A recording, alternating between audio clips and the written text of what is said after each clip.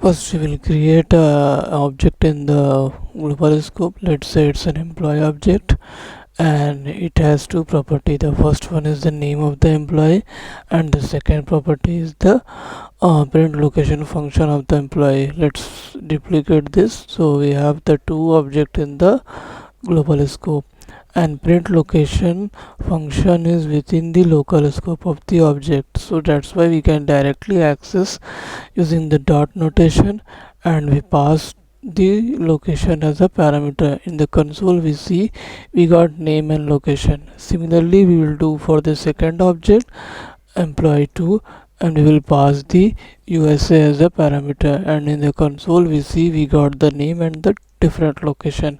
So this is the implicit binding of the local scope, and this keyword refers to the immediate object. Here is the employee object, and that is the part 1.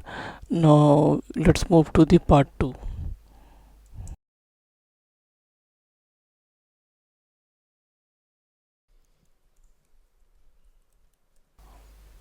Now in part 1 we have seen print location function repeating twice. So this is not correct according to dry principle, therefore we are commenting it. And let's comment the console also, and we copy this print location function in the global context, and consider this as a utility function. So now we will call this print location utility function using the existing JavaScript call method.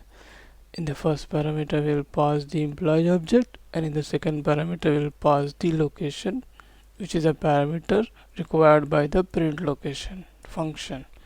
Similarly, we will do for the second employee also, and for the second employee, in the second parameter we pass the USA as a location. Now in the console we can see we got two different name and location. So here the call method comes from the existing JavaScript functionality, and the employee object we are passing here in the utility function. This will bind to these keywords, and this second parameter will bind to the parameter required in the utility function. So this is how the existing call method works in the JavaScript. Now let's move to the part 3, where we will actually implement our own call function.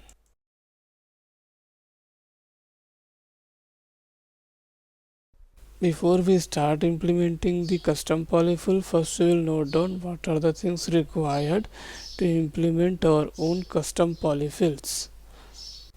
So our first requirement is to have the print utility function in the global scope, which we are calling in line number 24 and 25.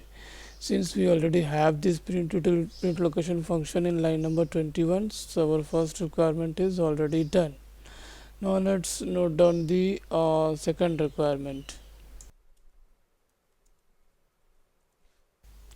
So here we see we also need an employee object dynamically to be passed as a parameter to the call functions, which will actually point to this keyword inside the context of the print location. So I have noted it down. Let's move to the third requirement. Now in the last step we see utility function is inside the context object. So we will create a function inside the context object and assign that function to a utility function.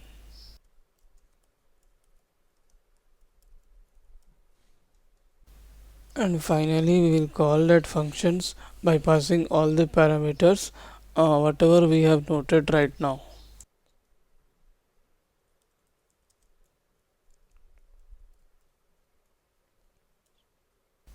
Now let's start our own implementation as per the logic whatever we have noted down right now. Now we will create our own myCall function using prototype inside the primitive functions.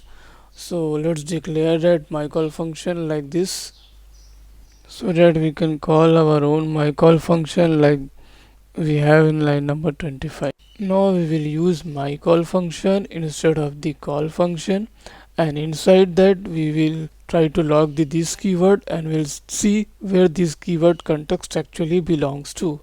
So now we can see in the console the print location actually refers to the function available at the global scope, which is a utility function. So now we can say that our first part of the requirement is done. Now let's move to the second requirement. We pass the context object as a parameter, and by default we will declare it as an empty object. Now let's do the console log for the second parameter, and we see in the console we got that as a object in the console.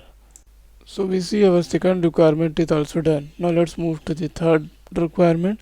So we'll create a function inside the context object which can be accessed using a variable obj, and we name the function as a fn, and we assign that utility functions which we have accessed earlier, so that can be accessed using this keyword, and we assign that to the fn variable we created inside the context object.